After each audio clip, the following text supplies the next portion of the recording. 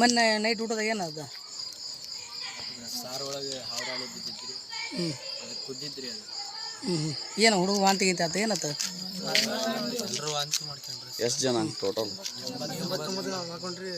ಒಳ್ಳೆ ಅದನ್ನ ಹೋಗಿ ಪ್ರಿನ್ಸಿಪಲ್ ಕೇಳಕ್ ಹೋದ್ರ ಅವ್ರ ಸತ್ರ ಸಾಲಿ ಪ್ರಿನ್ಸಿಪಲ್ ರೀ.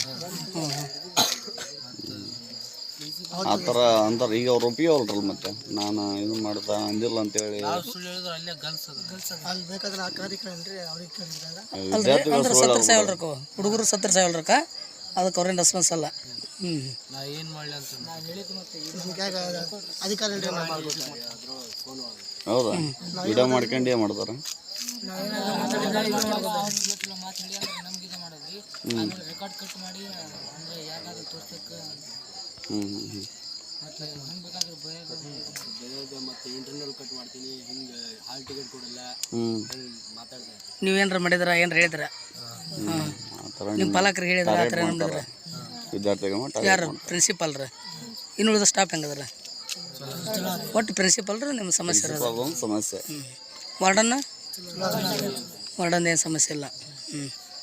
ಈಗ ಅವ್ರು ಹೇಳ್ತಾರೆ ನಾ ಏನೂ ಮಾಡಿಲ್ಲ ಅಂತ ಹೇಳ್ತಾರೆ ಪ್ರಿನ್ಸಿಪಾಲ್ರು. ಅವ್ರಿಗೇನಾರು ಮಾತಾಡಕ್ಕೆ ಹೋದ್ರೆ ಅವ್ರು ಎಂತಾರೆ ಬಂದು ಬಾಯಿ ಮುಚ್ಚಿರ್ತಾರೆ. ಹೌದಾ? ಯಾರು ಅಂತಾರೆ? ಏನಂತಾರೆ ಅವರು? ಅವ್ರು ಬಂದು ಇಲ್ಲಿ ಮಾತಾಡೋಂಥ ಅವಶ್ಯಕತೆ ಇರಲ್ಲ. ಇಲ್ಲಿ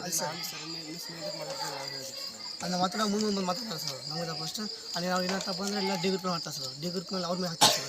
ನೀವು ಹಚ್ಕೊಟ್ರಿ ಅಂತ ಹುಡ್ರಿಗೆ ನೀವು ಹಚ್ಕೊಟ್ಟಿರಿ ಹಿಂಗಂದು ಅವ್ರು ಹುಡ್ರ ಮೇಲೆ ಮಾತಾಡ್ತಾರೆ. ಹೌದಾ? ಸಾರ್ವಜನಿಕರಿಂದ ಏನಿಲ್ಲ ಪ್ರಾಬ್ಲಮ್. ಡಿ ಗ್ರೂಪ್ ಅಂದ್ರೆ